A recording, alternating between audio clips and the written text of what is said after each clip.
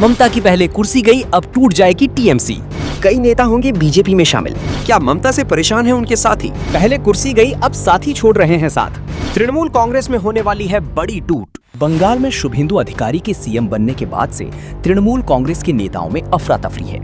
पिछले 15 सालों से सत्ता की मलाई खाने वाले नेता अब या तो फरार हैं या फिर जेल में हैं। बीजेपी के नेता दावा कर रहे हैं कि टीएमसी के बड़ी संख्या में सांसद बीजेपी ज्वाइन करने वाले हैं और वो बीजेपी के बड़े नेताओं के संपर्क में हैं। आपको बता दें कि लोकसभा में तृणमूल कांग्रेस के कुल 29 सांसद हैं और बीजेपी दावा कर रही है करीब 12 सांसद कभी भी बीजेपी में आ सकते हैं। इसके अलावा 5-6 अन्य सांसदों से भी बातचीत चल रही है। दल बदल कानून से बचने के लिए 20 सांसदों का समर्थन जरूरी है। ऐसे में कम से कम एक साथ 19-20 सांसदों को एक साथ लाने की रणनीति पर काम चल रहा है। कोर्ट में टीएमसी पार्षदों के इस्तीफे।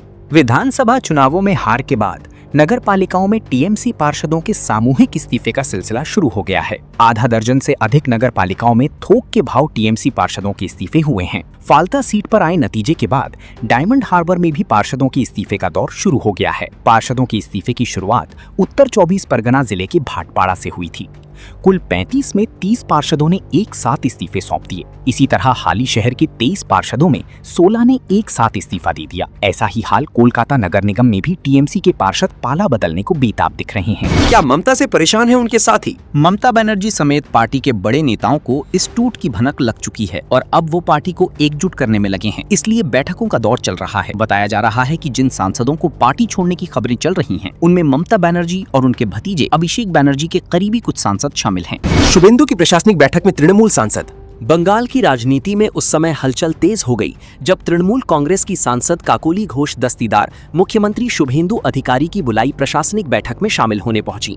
इस बैठक में तृणमूल के अन्य विधायकों की मौजूदगी ने भी राजनीतिक चर्चाओं को और हवा दे दी है।